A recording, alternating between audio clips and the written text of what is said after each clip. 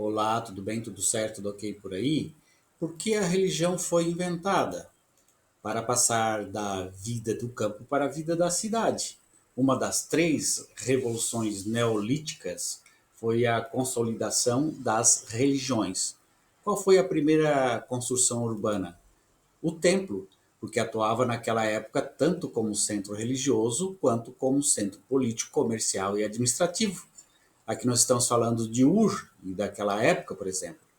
As três revoluções neolíticas foram a agricultura, a pecuária e a religião. Com a agricultura, as plantas foram domesticadas para colher os frutos, com a pecuária, os animais foram domesticados para colher os seus produtos, e com a religião, os seres humanos foram domesticados para extrair a sua força de trabalho.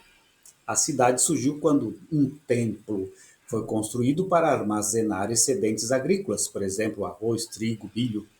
Parte desses alimentos eram armazenados no templo, permitindo que cada vez mais habitantes se dedicassem a outros ofícios, como manufatura, forjaria e, ao mesmo tempo, na manutenção do templo. E essa transição de vila para cidade, quando, graças a um excedente armazenado e administrado, um grupo de habitantes pode se dedicar a outros ofícios, pois há um excedente agrícola armazenado que os alimentará. O propósito da religião era basicamente esse: unir os habitantes naquela cidade, fazendo-os entender que cada habitante faz parte do mecanismo mestre, que é chamada polis, que cada um desempenha um papel que contribui para o bem comum. É por isso que os próprios sumérios tinham divindades que basicamente exploravam o trabalho humano e uma mitologia criada em torno disso.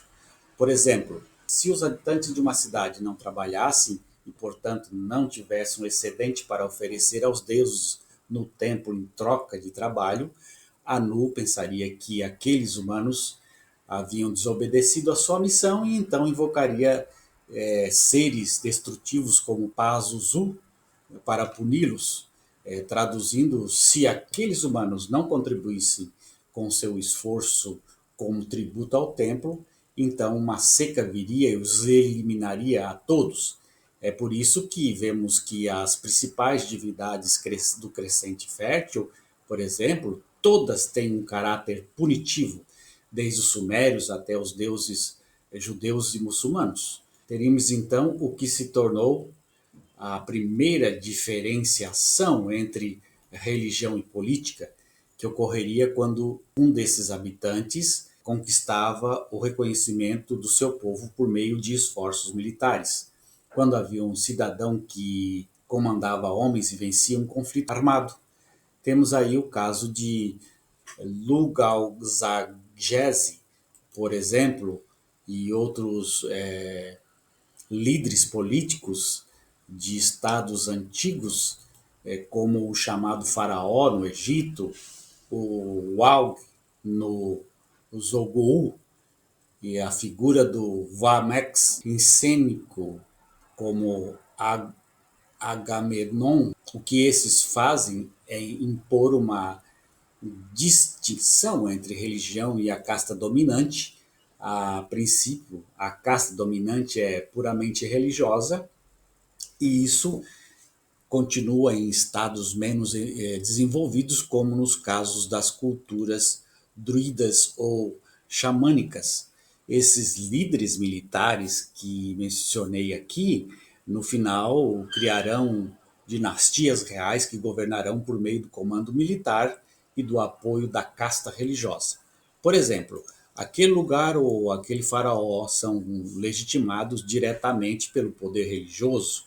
Quando um desses líderes políticos se desvia do caminho por querer se dissociar da casta religiosa, temos um exemplo do que aconteceu com Arquematon, por exemplo.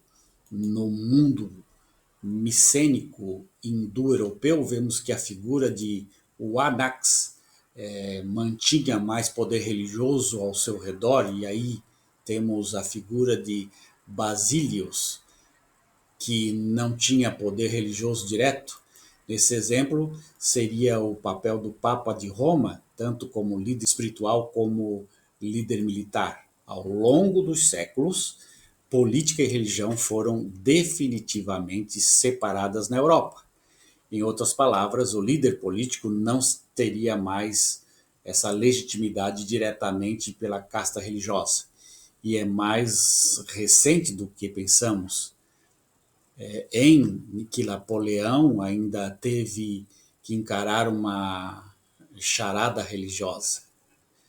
Há casos de estados que mantiveram esta estrutura por períodos mais longos, onde o líder político também era o líder religioso, como nos estados de Chavin, de Huantar, no Japão, ou mesmo no próprio Tibete. Chavin era uma sociedade onde a casta religiosa também atuava como casta guerreira. Isso também se aplica ao Japão, onde, mesmo em raras ocasiões, um bakufu foi estabelecido. No resto do mundo, os Temó detinham o poder político e religioso, e as castas guerreiras emergiam diretamente das dinastias imperiais, como no caso de Taira e Minamoto. A, a religião variou muito ao longo dos tempos e em todo o mundo. A evolução religiosa no Crescente Fértil não é a mesma que nos Andes. A evolução religiosa no Mediterrâneo não é a mesma que nas estirpes neuroasiáticas. Mesmo entre China e o Japão, observamos diferentes evoluções religiosas em culturas que basicamente vêm da mesma origem cultural. Há uma evolução diferente em lugares próximos, simplesmente devido às circunstâncias, como no caso do Japão e dos povos Emishi Ainu. Embora digamos que o conceito da Astarte fenícia vem da Imana suméria, a maneira como Imana era vista pelos sumérios não é a mesma que a maneira como Astarte era visto pelos fenícios. São povos diferentes, áreas geográficas diferentes, necessidades e circunstâncias diferentes que levaram a uma evolução ou diferenciação. Quando as pessoas dizem que todas as religiões são iguais, isso é falso. Algumas religiões ainda são separadas, uh, algumas religiões ainda não separaram o logos do mito. E é por isso que continuam a inculcar uma verdade cosmológica que é cientificamente absurda. Outras, há muito tempo, separaram a verdade moral da verdade cosmológica, como é o caso do catolicismo. E assim a religião surgiu para manter os povos em harmonia, para manter os pensamentos igualitários, para construir uma sociedade. E depois a religião foi utilizada para manter os poderes através dos seus líderes. Os líderes religiosos usavam da religiosidade para dizer: eu sou abençoado, eu sou o rei. E por fim, houve aí um casamento entre a religião e o rei, que tornou então a religião uma maneira de exercer poder sobre a população, sobre os fiéis.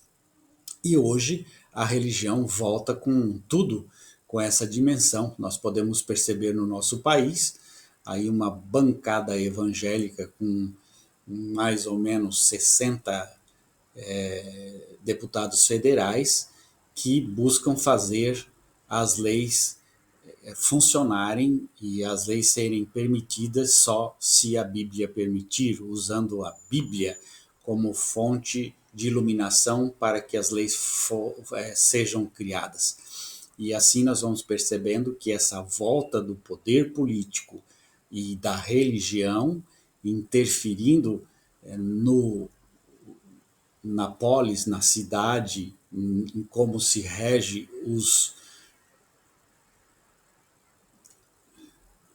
Nós percebemos aí que a religião, quando ela se intromete nos assuntos de governabilidade de um estado, de um país, ela sempre traz problemas e que vão levar a excluir outras pessoas, excluir outras religiões, maltratar, matar, eliminar outras religiões, sempre com o pensamento de que, em nome de Deus, nós queremos a santidade, e aqueles que não estão conosco estão contra nós, então nós teremos que eliminar. É essa a ideia dos poderosos religiosos que usam da religião para exercer poder sobre o povo. Isso está na política, e isso também está nos líderes religiosos que põem medo nos seus súditos, nos seus fiéis, para mantê-los no cabresto e assim poder dominar as classes, dominar as pessoas, dominar os grupos, sempre concomitantemente com o poder institucional, institucional, que seria o poder do Estado. A religião se liga ao poder do Estado e assim mantém o povo no cabresto, seus fiéis, para que votem nos seus deputados e os seus deputados consigam votar leis que beneficiem os seus eleitores religiosos. Não seria um benefício para toda a população, tanto religiosos como não religiosos, tanto seguidores daquela religião como não, mas o deputado religioso, ele vota as leis com a intenção apenas de fortificar, favorecer aqueles que são da sua religiosidade. E, na verdade, um deputado, um vereador, ou um prefeito, ou um senador, ou um governador, ou um presidente, ele deve governar para todos, aqueles que acreditam e aqueles que não acreditam, aqueles que têm fé e aqueles que não têm fé, aqueles que acreditam na fé do líder do Estado ou não.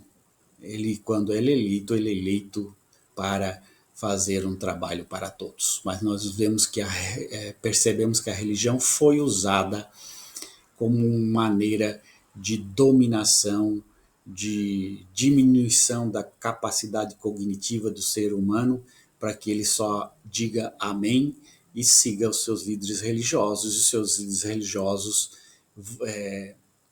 escolhem os seus políticos, e os seus políticos são eleitos, e esses políticos eleitos vão procurar fazer leis para favorecer apenas o seu grupo e não toda a nação, que deveria ser o contexto.